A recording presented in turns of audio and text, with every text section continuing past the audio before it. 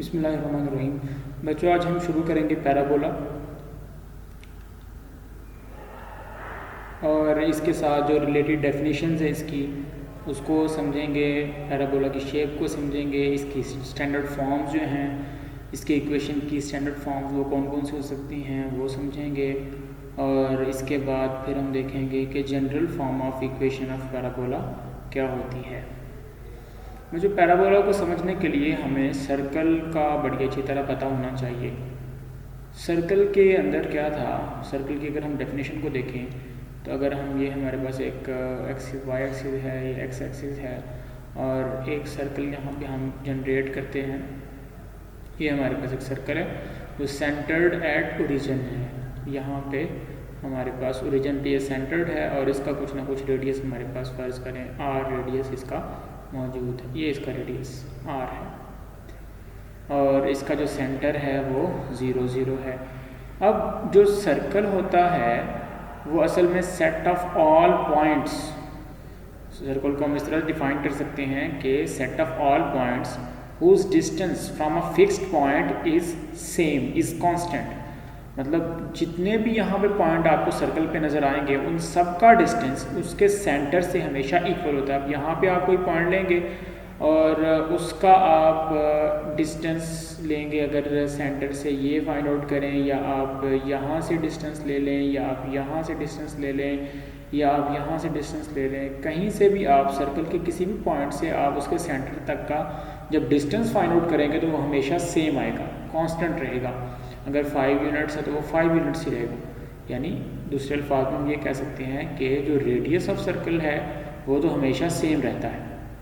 तो सर्कल के बारे में हमने क्या पढ़ा कि set of all points whose distance from a fixed point is always same, और वो जो डिस्टेंस होगा उसको हम रेडियस बोलते हैं और जो फिक्स्ड पॉइंट होगा जहाँ से हम डिस्टेंस ले रहे होते हैं उसको बच्चों हम बोलते हैं सेंटर ऑफ द सर्कल। और ये हमारे पास अगर ये ओरिजिन पे होगा तो सर्कल की इक्वेशन हमारे पास होगी x square plus y square is equal to r square.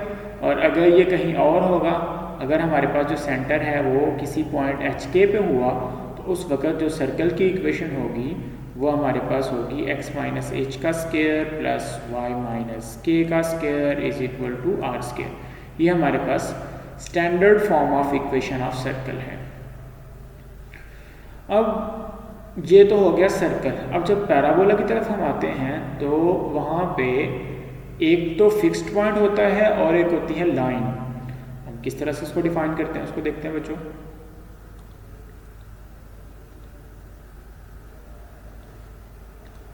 हम इसको क्लियर कर देते हैं।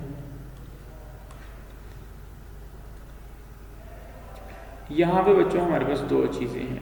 हम पहले अपने एक्सिस बनाते हैं। ये हमारा हो गया,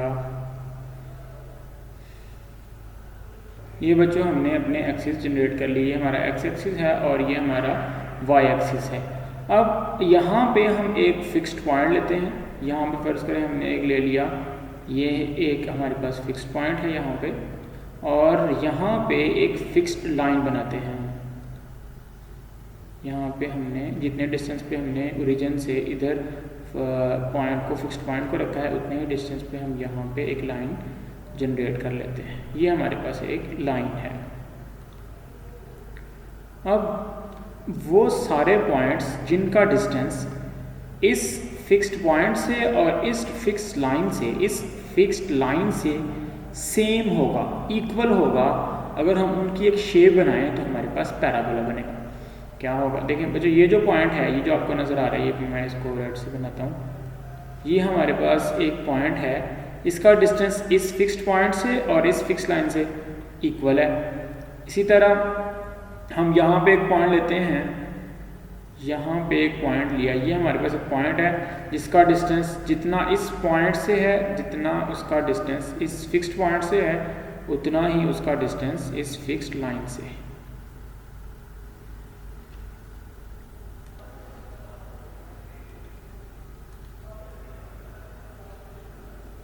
ये डिस्टेंस और ये जो डिस्टेंस आपको नज़र आ रहा है, ये वाला डिस्टेंस, ये दोनों इक्वल है। ये एक पॉइंट है हमारे पास। इसी तरह हम यहाँ पे और पॉइंट लेते हैं, यहाँ पे बच्चों हमने एक और पॉइंट लिया और इसका डिस्टेंस इस लाइन से और इस पॉइंट का डिस्टेंस इस फिक्स्ड पॉइंट से, ये दोनों भी सेम है, यानी जितनी लेंथ इसकी है उतनी ही इसकी है। इसी तरह हमने यहाँ पे एक और पॉइंट ले लिया, यहाँ पे हमने एक और पॉइंट लिया, इसका भी डिस्टेंस इस फिक्स्ड पॉइंट को हम नाम दे देते हैं। ये जो फिक्स्ड पॉइंट है इसका नाम है F, और ये जो फिक्स्ड लाइन है हमारी इसका नाम हम रख देते हैं L, लाइन L है। अब इसी तरह ये जो पॉइंट हमने लिया इसका डिस्टेंस F से और फिक्स्ड लाइन L से, और जब लाइन से हम डिस्टेंस ले रहे होते हैं बच्चों, आप लोगों ने याद रखना है कि लाइन से हमेशा हम परपेंडिकुलर डिस्टेंस की बात कर रहे होते हैं, ये perpendicular distance from this line. तो ये दोनों डिस्टेंस सेम है, यानी अगर हम P को, ये अगर हमारे पास पॉइंट ये है, ये पॉइंट है, तो इधर से PF और PL या PM इसको कह देते हैं हम, यानी distance from the line L जो है उसको हम PM का नाम दे देते हैं।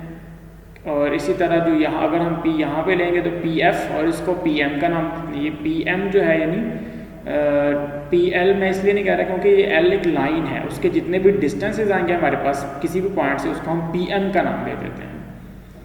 अगर हम यहाँ पे P रखेंगे तो PF और PM ये दोनों सेम होंगे, और यही सिर्फ इस तरफ ही नहीं होगा, ये तो इस तरफ भी इसी तरह से हमारे पास पॉइंट होंगे, नीचे भी हमारे पास इस तरह के पॉइंट मौजूद होंगे कि जिनका डिस्टेंस जो है वो लाइन से और उस फिक्स्ड पॉइंट से हमेशा सेम रहेगा।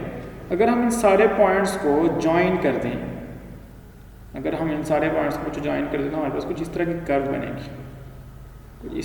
बनेगी, मैंने आपको जो बना के दिखाई है कुछ इस तरह की कर्व हमारे पास बनेगी, और इस कर्व को हम बोलते हैं पैराबोला।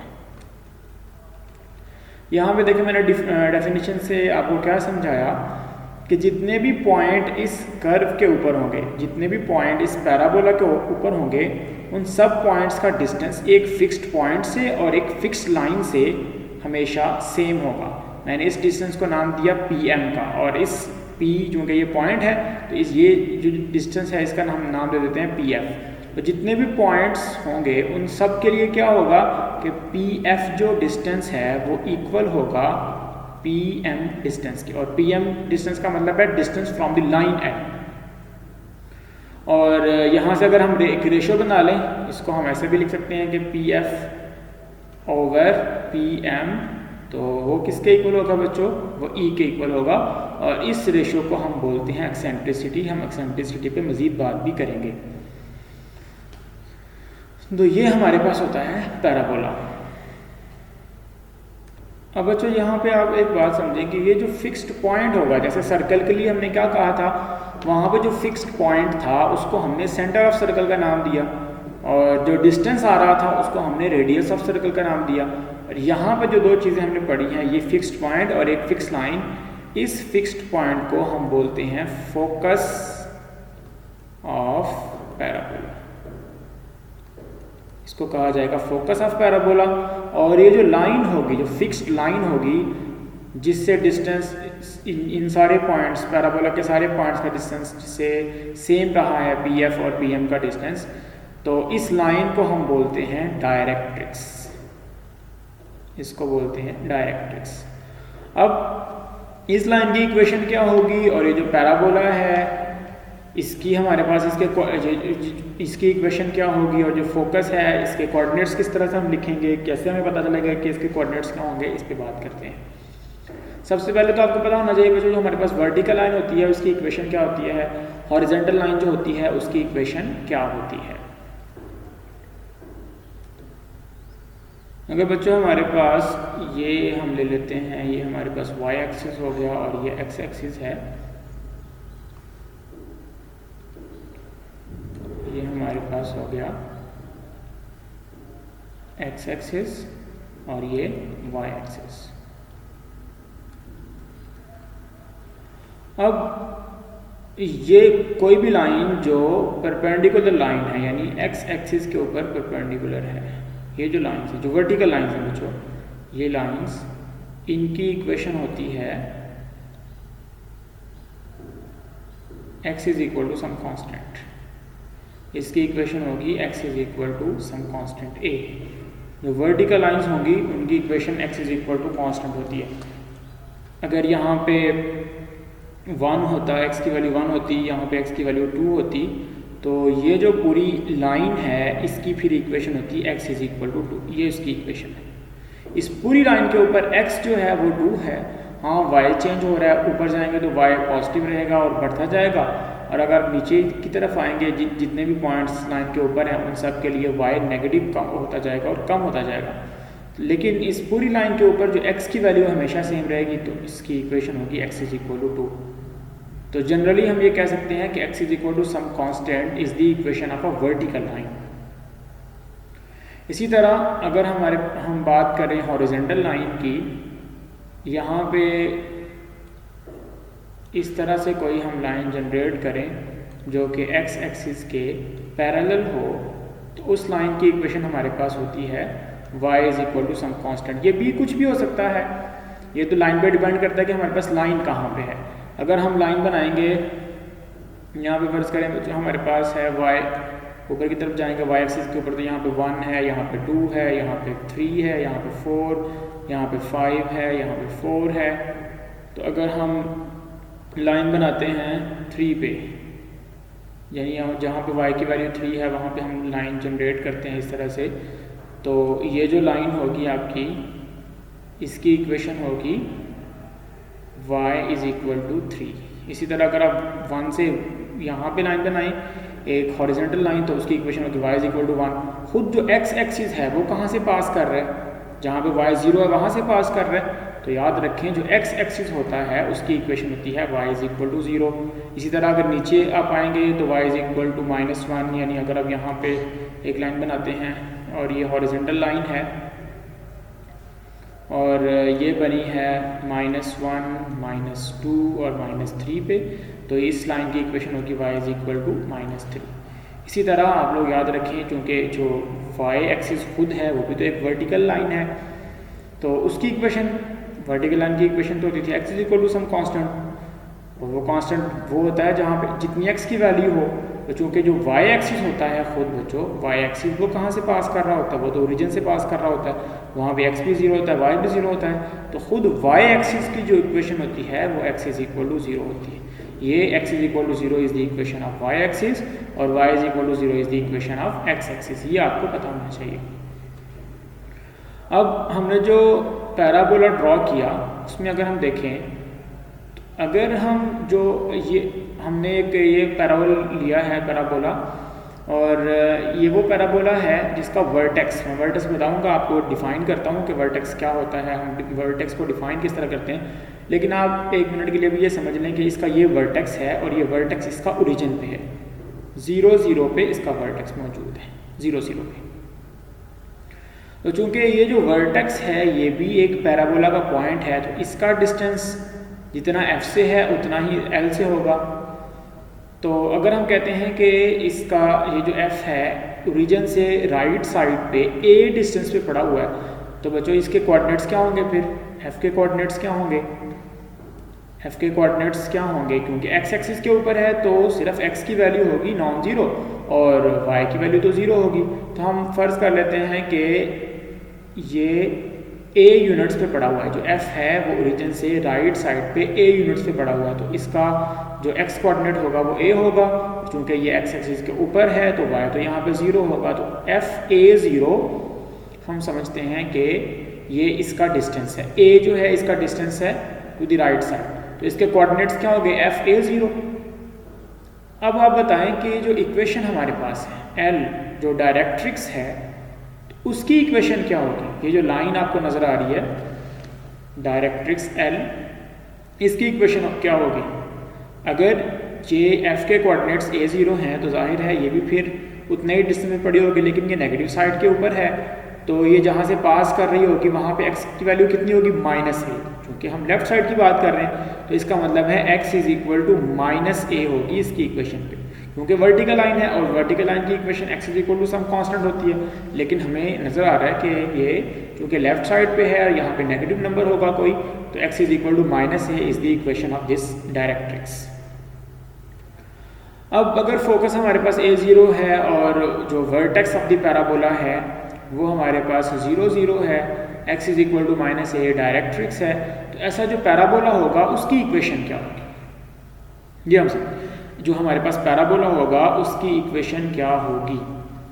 तो याद रखें बच्चों, ये जो पैराबोला मैंने आपके सामने ड्रॉ किया है, हमारे पास इस तरह के चार जो पैराबोला हैं चार डायरेक्शंस के अंदर हम इनको ड्रॉ कर सकते हैं। जो अभी हमने ड्रॉ किया हुआ है इसकी इक्वेशन होगी y square is equal to 4ax, y square is equal to 4ax।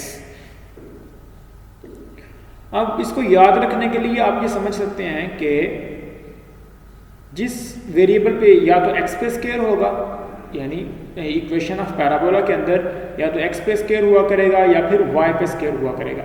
अब जिस वेरिएबल पे स्क्वायर है, अब y पे स्क्वायर है तो वो तो उसको भी हम उसकी तो बात छोड़ देंगे कि वो पॉजिटिव या नेगेटिव, वो तो चाहे पॉजिटिव हो चाहे नेगेटिव हो वो तो उसका आंसर तो पॉजिटिव ही आएगा।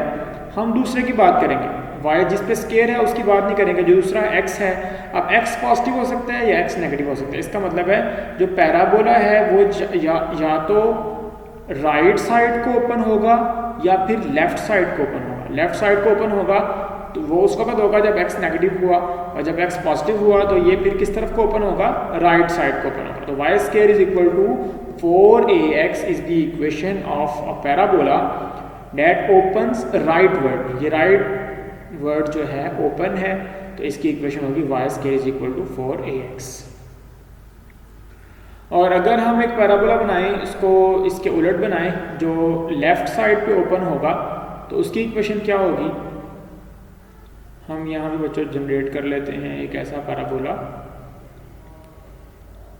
जो कि लेफ्ट वर्ड ओपन है।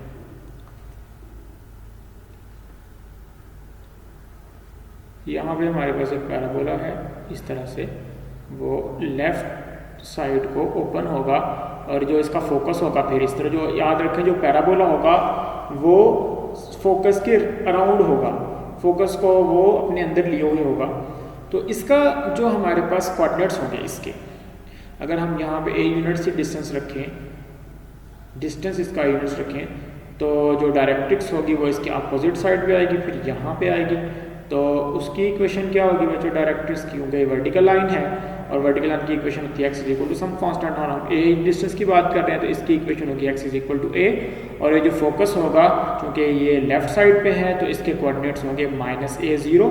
और ये जो पैराबोला है आपको नज़र आ रहा है, इसकी इक्वेशन होगी y square is equal to -4ax, ये इक्वेशन होगी इसकी। और जो इस पैराबोला का वर्टेक्स होगा वो होगा 0 0, यहाँ पे जहाँ ये वर्टेक्स जो हमें नज़र आ रहा है इस पैराबोला का वो ओरिजिन के ऊपर है, तो उसके कोऑर्डिनेट्स हमारे पास क्या होंगे 0 0 होंगे। हम पहले इन चीज़ों को थोड़ा सा डिफाइन कर लेते हैं कि हमारे पास जो पैराबोला की रिलेटेड चीज़ें हैं वो क्या क्या हो सकती हैं। मैंने आपको एक बता दिया कि y square is equal to 4ax उस वक्त है जब वो लेफ्ट वर्ड जब वो राइट वर्ड ओपन होगा, y square is equal to -4ax उस वक्त है जब वो लेफ्ट वर्ड ओपन होगा। अगर वो अपवर्ड ओपन हो, अगर पैराबोला बच्चों हमारे पास कुछ इस तरह का आ जाए, तो अब इसकी इक्वेशन क्या होगी।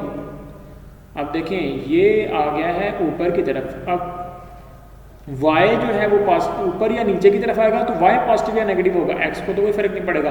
तो चूंकि अपवर्ड है तो अपवर्ड पॉजिटिव डायरेक्शन है, जैसे राइटवर्ड पॉजिटिव डायरेक्शन है इसी तरह अपवर्ड भी एक पॉजिटिव डायरेक्शन है। तो यहाँ पे इसकी इक्वेशन होगी x square is equal to 4ay। और अगर हमारे पास जो पैराबोला है वो डाउनवर्ड ओपन है, इस तरह का पैराबोला है, तो उस वक़्त उसकी इक्वेशन होगी x square is equal to -4ay। मैं इसको ज़रा साफ करके लिख देता हूँ, इसकी इक्वेशन होगी x square is equal to -4ay, ये इसकी इक्वेशन होगी। और यहाँ पे सिर्फ एक चीज़ आप लोग समझ लें कि जितनी भी इक्वेशन हमने अभी तक 4 इक्वेशन पढ़ी, एक तो हमने पढ़ी y square is equal to 4ax, इसी तरह हमने पढ़ा y square is equal to -4ax, x square is equal to 4ay और x square is equal to -4ay। ये डिफरेंट डायरेक्शंस के अंदर जो पैराबोलाज हैं उनकी इक्वेशंस हैं। लेकिन ये उस वक्त हैं जब हमारे पास vertex of the parabola origin के ऊपर हो, 0 0 पे हो। अगर वर्टेक्स ऑफ पैराबोला, जैसे मैंने अब लेक्चर के शुरू में आपको बताया सर्कल के बारे में, बच्चों मैंने आपको क्या बताया कि अगर हमारे पास सर्कल सेंटर्ड एट ओरिजिन होगा तो उसकी इक्वेशन क्या होगी, x square plus y square is equal to r square. तो यहाँ पे हमने एक्स के साथ और वाई के साथ कुछ नहीं लिखा, यहाँ पे जो असल इक्वेशन है स्टैंडर्ड इक्वेशन ऑफ पैराबोला वो तो है एक्स माइनस एच का square plus y minus k का square is equal to r square. लेकिन हमने तो यहाँ पे कुछ नहीं लिखा, क्यों? इसलिए नहीं लिखा क्योंकि ये सेंटर्ड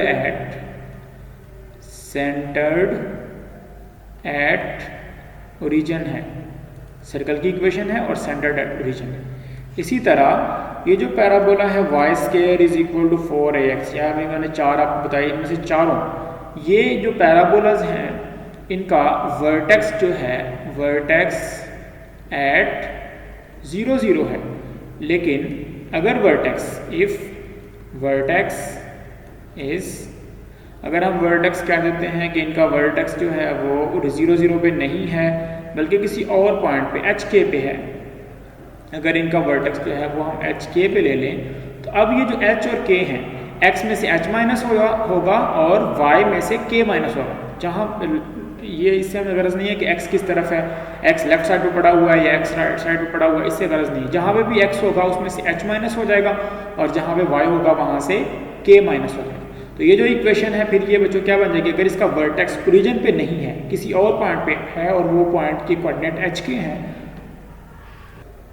तो ये इक्वेशन फिर हमारे पास क्या बन जाएगी, y माइनस के का स्क्वायर इज इक्वल टू, यानी हमने y को चेंज कर दिया y माइनस के से 4a और x को हमने चेंज कर दिया x माइनस h से।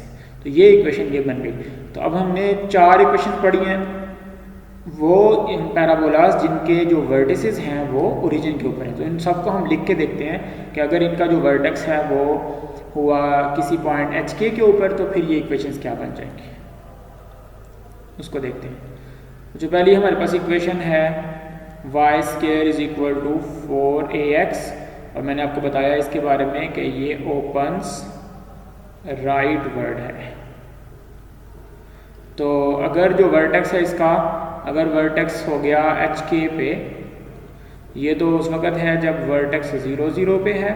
अगर वर्टेक्स HK पे हो गया तो ये इक्वेशन क्या बन जाएगी, y माइनस के का square is equal to 4ax minus h और दूसरी y square is equal to minus 4ax। ये इक्वेशन, ये जो हमारे पास पैराबोला है ओपन्स लेफ्टवर्ड, लेफ्ट साइड को ओपन होगा। और अगर हम बात करें उस वक़्त की जब इसका वर्टेक्स HK पे होगा ओरिजिन पे नहीं होगा तो फिर ये इक्वेशन क्या बन जाएगी, y की जगह हम लिख देंगे y माइनस के का square is equal to minus 4ax minus h। और तीसरी इक्वेशन थी हमारे पास x square is equal to 4ay और ये इक्वेशन का जो पैराबोला होगा वो ओपन्स अपवर्ड होगा।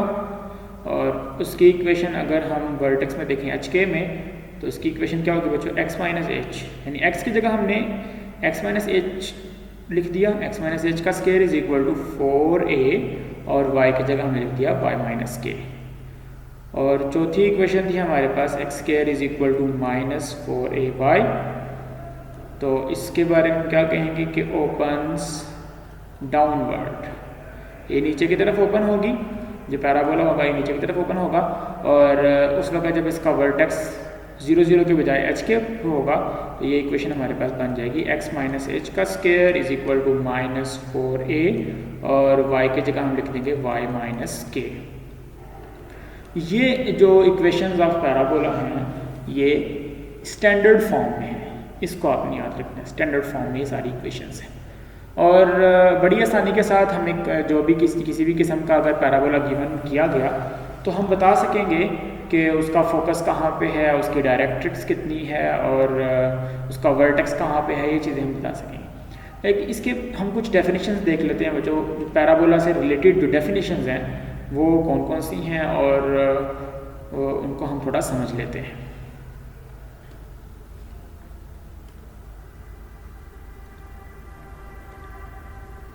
यहाँ पे हम एक सिंपल सा पैराबोला ड्रॉ कर लेते हैं। ये हमने एक्सिस बनाए और एक्सिस बनाने के बाद ये बच्चों हमने पैराबोला ड्रॉ कर लिया। अब ये जो लाइन है आपको पता है, इस लाइन को हम बोलते हैं डायरेक्ट्रिक्स और ये हमारे पास हो गया पैराबोला और यहाँ पे बच्चों एक पॉइंट होगा जिसको हम बोलेंगे फोकस ऑफ द पैराबोला और इसके कोऑर्डिनेट्स क्या होंगे a0 और ये जो लाइन होगी इसकी इक्वेशन इस वक्त जो हमें नज़र आ रही है, क्योंकि ये जो पैराबोला है ये ओपन्स राइटवर्ड है और इसकी ये चूँकि पास कर रहा है सेंटर, इसका जो वर्टेक्स है वो ओरिजिन के ऊपर है, तो इसकी इक्वेशन क्या होगी y square is equal to 4ax और ये जो लाइन है इसकी इक्वेशन होगी x is equal to -a। ये हमारा y एक्सिस है और ये हमारे पास x एक्सिस है। अब पहली डेफिनेशन ये है कि वो लाइन जो पास करती है फोकस से, ये जो आपको नज़र आ रही है ये वो लाइन है जो फोकस से पास कर रही है। ये जो हमारे पास x एक्सिस है इस वक्त, ये वो लाइन है जो फोकस से पास कर रही है और जो हमारी डायरेक्ट्रिक्स है उस पे आके ये परपेंडिकुलर है। एक ऐसी लाइन, मैं आपको फिगर से डेफिनेशन याद नहीं करवा रहा, समझा रहा हूँ, दिखा रहा हूँ। एक ऐसी लाइन जो फोकस से पास करे, फोकस ऑफ द पैराबोला से पास करे और डायरेक्ट्रिक्स ऑफ द पैराबोला के ऊपर परपेंडिकुलर हो, बच्चों इस लाइन को हम बोलते हैं एक्सिस ऑफ पैराबोला। ये इस लाइन को हम क्या बोलेंगे, एक्सिस ऑफ पैराबोला। ये ज़रूरी नहीं है कि एक्स एक्सिस ही हो, अगर पैराबोला कहीं ऊपर ड्रॉ हो गया तो ये एक हॉरिजॉन्टल लाइन होगी और उसकी इक्वेशन कुछ x is equal to y is equal to some constant इसकी इक्वेशन होगी, ये कहीं पे भी हो सकती है एक्सिस ऑफ पैराबोला। तो इस वक्त जो हमारे पास सामने फिगर बनी हुई है इसके अंदर जो एक्सिस ऑफ पैराबोला है वो x एक्सिस, क्योंकि x एक्सिस वो लाइन है जो फोकस ऑफ द पैराबोला से पास कर रही है और डायरेक्ट्रिक्स के ऊपर आके परपेंडिकुलर है, तो ये एक्सिस ऑफ पैराबोला कहलाएगा। अगर हम जो पैराबोला है वो ड्रॉ करते अपवर्ड तो उसके लिए, और वो उसका वर्टेक्स ओरिजिन पे होता, तो हम कहते कि जो y एक्सिस है वो उसका एक्सिस है, वो उस पैराबोला का एक्सिस है। पहली डेफिनेशन होगी बच्चों हमारे पास एक्सिस ऑफ पैराबोला की। दूसरी डेफिनेशन है a point where the axis meets the parabola. देखें ये हमारे पास एक्सिस ऑफ पैराबोला है, ये एक्सिस ऑफ पैराबोला आके किस पॉइंट के ऊपर पैराबोला को कट कर रहे हैं, तो ये वो पॉइंट है जहां पे आके एक्सिस ऑफ पैराबोला पैराबोला को मीट कर रहा है, ये पॉइंट है। इस पॉइंट को बच्चों हम बोलेंगे वर्टेक्स ऑफ पैराबोला। ये हमारे पास, इसको हम इधर लिख लेते हैं, ये हमारे पास है वर्टेक्स ऑफ पैराबोला, ये हमारे पास वर्टेक्स है। फिर सुन लो, मैं बड़ी आसान जुबान में बता रहा हूँ आपको कि जिस पॉइंट पे आके एक्सिस ऑफ पैराबोला कट करता है पैराबोला को, उस पॉइंट को हम बोलते हैं वर्टेक्स ऑफ पैराबोला। और इस वक्त हम ये बता सकते हैं कि हमारे पास जो वर्टेक्स है वो ओरिजिन पे है, तो उसके कोऑर्डिनेट्स क्या होंगे, 0 0 होंगे। अब ये हमने एक पैराबोला ड्रॉ कर लिया।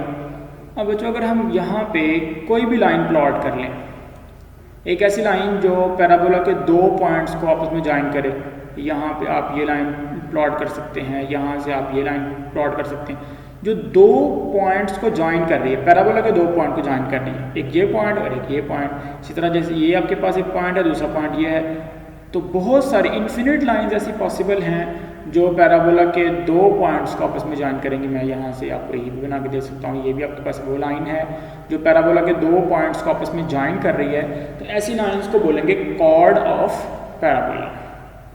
तो याद रखें, a line joining any two points of the parabola is called chord of parabola. इसको कॉर्ड ऑफ पैराबोला बोलेंगे। अब ये कॉर्ड कहीं पे भी हो सकती है बच्चों, ये कॉर्ड हमारे पास कुछ इस तरह से हो सकती है और ये कॉर्ड यहाँ से भी पास कर सकती है। अब बहुत सारी कॉर्ड्स हो सकती हैं, लेकिन हमने एक शर्त लगा दी, एक कंडीशन लगा दी कि अगर हमारी जो कॉर्ड है, कॉर्ड ऑफ पैराबोला जो है, वो अगर फोकस से पास करे। देखें हमारे पास दो कॉर्ड हैं जो फोकस से पास कर रही हैं, तो ऐसी कॉर्ड जो फोकस ऑफ पैराबोला से पास करे, यानी वो दो पैराबोला के दो पॉइंट्स को आपस में ज्वाइन भी करे और फोकस ऑफ पैराबोला से पास भी करे, तो बच्चों ऐसी जो कॉर्ड होगी उसको हम कहेंगे कि वो फोकल कॉर्ड है। तो आपको नज़र आ रहा है अभी कि ये जो कॉर्ड है और ये जो कॉर्ड है, ये दोनों कॉर्ड्स चूँकि फोकस ऑफ पैराबोला से पास कर रही हैं, तो इन्हें हम बोलेंगे focal chords. A chord of a parabola passing through the focus of parabola is called focal chord। तो ये डेफिनेशन आपको पता होनी चाहिए। मैंने आपको अभी तक 4 डेफिनेशन बताई हैं। एक्सिस ऑफ पैराबोला क्या होता है, ठीक है, इसके अलावा हमने पढ़ा वर्टेक्स ऑफ पैराबोला क्या होता है, कॉर्ड ऑफ पैराबोला क्या होता है और फोकल कॉर्ड क्या होती है। अब इससे मज़ीद आगे बढ़ते हैं कि एक ऐसी फोकल कॉर्ड, यानी फोकल कॉर्ड वो होगी जो दो पॉइंट्स ऑफ पैराबोला को ज्वाइन भी करे और फोकस से पास भी करे। ऐसी फोकल कॉर्ड जो एक्सिस ऑफ पैराबोला के ऊपर परपेंडिकुलर भी हो, यानी मैंने यहाँ पे एक कॉर्ड बनाई, ये दो पॉइंट्स को ज्वाइन भी कर रही है, पैराबोला के दो पॉइंट्स को ज्वाइन भी कर रही है, इसका मतलब है ये कॉर्ड है, और ये फोकस ऑफ पैराबोला से पास भी कर रही है, इसका मतलब है ये फोकल कॉर्ड भी है। और इसके अंदर एक और इजाफी चीज़ आ गई, वो क्या कि ये एक्सिस ऑफ पैराबोला के ऊपर परपेंडिकुलर भी है। एक्सिस ऑफ पैराबोला ये एक्स एक्सिस, उसके ऊपर ये परपेंडिकुलर भी है। तो ऐसी जो कॉर्ड होगी बच्चों, ये जो मैंने रेड में बनाया, ऐसी कॉर्ड को हम बोलेंगे लेटस रेक्टम। ऐसी फोकल कॉर्ड जो एक्सिस ऑफ पैराबोला के ऊपर परपेंडिकुलर होगी, उसका नाम क्या होगा, लेटस रेक्टम होगा। ये आपने याद रखना है। और इसकी जो लेंथ होती है वो हमेशा 4a होती है। Length of latus rectum is equal to 4a, ये आपने याद रखना है। इसकी लेंथ 4a, यानी अगर हमारे पास y square is equal to 4ax है, तो ये जो आपको 4a नज़र आ रहा है ये लेंथ ऑफ लेटस रेक्टम। अगर किसी भी तरह की इक्वेशन होगी तो वहाँ से अगर हम a को फाइंड आउट करें, 4 को अलग कर लें, a को फाइंड आउट करें, तो वो हमारे पास लेंथ ऑफ लेटस रेक्टम को शो कर होगा। लेंथ के अंदर क्योंकि नेगेटिव नहीं आता, चाहे वो parabola y square is equal to 4ax होगा या y square is equal to -4ax होगा, लेंथ ऑफ लेटस रेक्टम जो है वो 4a ही होगी। ये बच्चों आप लोगों ने याद रखनी है, कुछ बेसिक सी डेफिनेशन मैंने आपको जो बता दी है। इसके अलावा जब हमने एक्सरसाइज 2.1 पढ़ी, तो 2.1 के अंदर हमें एक क्वेश्चन दिया गया था कि आप प्रूव करें कि x is equal to 80 square और y इज इक्वल टू 280, ये जो दो पैरामीट्रिक इक्वेशंस हैं ये पैराबोला को रिप्रेजेंट करती हैं। तो आपको याद होगा कि वहाँ से हमने क्या किया था, इस y इज इक्वल टू 280 का स्क्वायर किया था दोनों तरफ, और फिर उसके अंदर हमने डी स्क्वायर की वैल्यू x ओवर a को पुट कर दिया था, तो हमारे पास ये इक्वेशन बन गई थी y square is equal to 4ax। तो हमने कहा था कि बिल्कुल ठीक बात है कि parametric equations x is equal to 80 square और y इज इक्वल टू 280 ये रिप्रेजेंट करती हैं इक्वेशन ऑफ पैराबोला। तो आपने ये याद रखना है कि ये दो पैरामीट्रिक इक्वेशंस हैं, x is equal to 80 square और y is equal to 280 are two parametric equations of the parabola. अगर पैराबोला के ऊपर जितने भी पॉइंट्स हैं उनको हम x y से डिनोट करें, तो देखें x तो हमारे पास पैरामीट्रिक फॉर्म में किसके इक्वल है, 80 स्क्वायर के इक्वल है, और y किसके इक्वल है, 280 के इक्वल है। इसका मतलब है जो पॉइंट P 80 स्क्वायर 280 ये इक्वेशन ऑफ पैराबोला को सेटिस्फाई कर रहा होगा। और सेटिस्फाई करने का मतलब है कि ये पॉइंट जो है हमेशा पैराबोला के ऊपर होगा, जहाँ पे x is equal to 80 square है और y इज इक्वल टू 280 है। तो पैरामीट्रिक इक्वेशन को भी पता होना चाहिए और ये भी पता होना चाहिए कि ये पॉइंट जो है ये पैराबोला के ऊपर लाई कर रहा है। अब लास्ट में हम general form of equation of parabola की बात कर लेते हैं।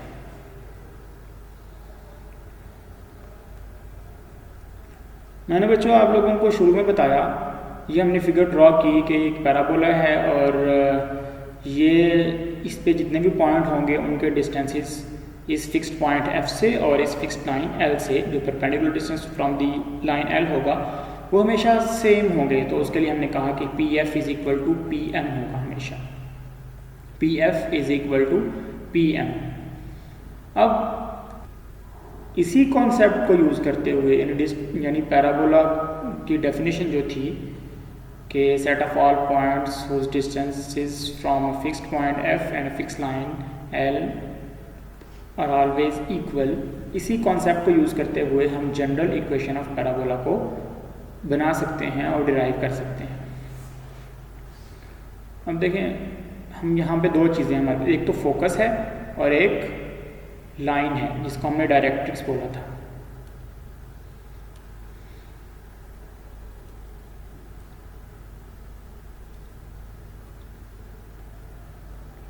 अगर बच्चों हम यहाँ पे एक पैराबोला ड्रॉ कर लें और इस पैराबोला में हम कहते हैं कि ये जो पैराबोला है इसका जो फोकस है वो पड़ा हुआ है HK पे, यानी ये एक्स एक्सिस नहीं है कहीं ऊपर, समझ लें कि हमारे पास जो एक्स एक्सिस है वो कुछ इस तरह के हैं, ये हमारे पास एक्स एक्सिस हो गया और ये हमारे पास वाई एक्सिस हो गया, और ये ऊपर कहीं एक लाइन है, उस लाइन के ऊपर एक फोकस मौजूद है और उसी लाइन के ऊपर इस तरफ डायरेक्ट्रिक्स ऑफ पैराबोला मौजूद है इस तरह से, और उस डायरेक्ट्रिक्स की इक्वेशन हमारे पास है। आपको पता है लाइन की इक्वेशन होती है, किसी भी लाइन की इक्वेशन होती है, general form of equation of line होती है ax plus b y plus c is equal to 0। और अगरचे ये एक हमें लग तो रहा है कि ये वर्टिकल है, लेकिन वर्टिकल नहीं है, हम समझ फर्ज कर लें कि वर्टिकल लाइन नहीं है। तो और इसकी हम फर्ज कर लेते हैं कि इसकी इक्वेशन है lx plus m y plus n is equal to 0, यानी ax plus b y plus c is equal to 0 लिख लें या lx plus m y plus n is equal to 0 लिख लें, कोई फ़र्क नहीं पड़ता। हमने सिर्फ कॉन्स्टेंट्स को चेंज किया है, एल एम और एन हमने रखे हैं a और b और c की जगह। तो ये इक्वेशन ऑफ डायरेक्ट्रिक्स है और हमने कहा कि जो हमारे पास इसका फोकस है, फ़र्ज करें वो इस पॉइंट पर पड़ा हुआ है और इस पॉइंट के कोऑर्डिनेट्स हैं HK। अब बाय डेफिनेशन ऑफ पैराबोला यहाँ पे जो भी पॉइंट होगा, यहाँ पे जो भी पॉइंट होगा उसका डिस्टेंस इस फिक्स्ड पॉइंट से F से और इस फिक्स लाइन L से हमेशा सेम होगा, भी हमने पढ़ा। और इसको हमने कहा कि ये PM डिस्टेंस है और इसको हमने कह दिया कि ये PF डिस्टेंस है। और इसके कोऑर्डिनेट्स बच्चों क्या होंगे हमारे पास, XY होंगे। कोई भी पॉइंट हमने ले लिया पैराबोला के ऊपर, चाहे हम यहाँ पे लें चाहे ऊपर लें, हमने कोई भी पॉइंट लिया तो उसके कोऑर्डिनेट्स हमारे पास XY है। अब डिस्टेंसेस फाइंड आउट करें, किसी पॉइंट का दूसरे पॉइंट से डिस्टेंस फाइंड आउट करने का फॉर्मूला क्या होता है, स्क्वायर रूट ऑफ, हम यहाँ पे लिखते हैं as PF is equal to PM। तो PF तो दो पॉइंट्स के दरमियान डिस्टेंस है, तो बड़ा आसान फार्मूला है x2 minus x1 x minus h का square plus y2 minus y1 y minus k का स्क्वायर और उसका होता है ऊपर स्क्वायर रूट। तो ये PF आ गया हमारे पास। और राइट साइड में क्या आएगा, distance of a point from a line. तो उसके लिए आपको याद होगा ये फार्मूला कि अगर हमारे पास कोई पॉइंट हो x1 y1 और हमारे पास एक लाइन हो ax plus b y plus c is equal to 0, तो जो डिस्टेंस होगा इस पॉइंट का इस लाइन से वो किसके इक्वल होगा, modulus of ax1 plus b y one plus c over square root of, और ये जो लाइन है इसके कोफिशिएंट्स का square a square plus b square, ये होता है डिस्टेंस का फार्मूला, हमने चैप्टर नंबर 4 में पढ़ा था। अब इसको अप्लाई करें, यहाँ पे हमारे पास लाइन है lx plus m y plus n, इसमें ये जो पॉइंट है इसके कोऑर्डिनेट्स भी खुद xy है, तो इसको जब पुट करेंगे तो हमारे पास ये तो xy रहेगा lx plus m y plus n और उसका mod over square root of इसके कोफिशिएंट्स का square l square plus m square. अगर हम दोनों तरफ बच्चों स्क्वायरिंग कर दें तो यहाँ से हमारे पास क्या आ जाएगा, x माइनस एच का square plus y minus k का square is equal to, mod का स्क्वायर करेंगे तो मॉड ख़त्म हो जाता है, और यहाँ पे lx plus my plus n का स्क्वायर, और नीचे जो स्क्वायर रूट नज़र आ रहा है हमें, ये स्क्वायर रूट ख़त्म हो जाएगा तो नीचे रह जाएगा l square plus m square. तो बाय डेफिनेशन ऑफ पैराबोला हमने एक इक्वेशन जनरेट कर ली। अगर हमारे पास जो फोकस ऑफ पैराबोला है वो एच के ऊपर है और उसकी जो डायरेक्ट्रिक्स है वो l x plus m y plus n is equal to 0 है, तो ये जो इक्वेशन होगी बच्चों जो हमने अभी डिराइव की है, इस इक्वेशन को बोलते हैं general form of equation of parabola. तो आज के लिए इतना ही, हम इसको नेक्स्ट इसके एग्जाम्पल्स कंटिन्यू करेंगे। इसको हम समझेंगे कि किसी भी पैराबोला की इक्वेशन अगर हमें गिवन हो तो हम उसको किस तरह से एनालाइज कर सकते हैं, हम किस तरह से बता सकते हैं कि उसका फोकस कहाँ है, उसका वर्टेक्स कहाँ है, उसकी डायरेक्ट्रिक्स कितनी है, और उसकी जो हमारे पास डिफरेंट चीज़ें हैं उसके बारे में हम बता सकेंगे। तो बच्चों इसको अच्छी तरह से सुने और इन डेफिनेशंस को अच्छी तरह से ज़हन में बिठाएं ताकि वो नेक्स्ट जो क्वेश्चंस हैं उनको हम अच्छी तरह से कर सकें। अल्लाह हाफिज़।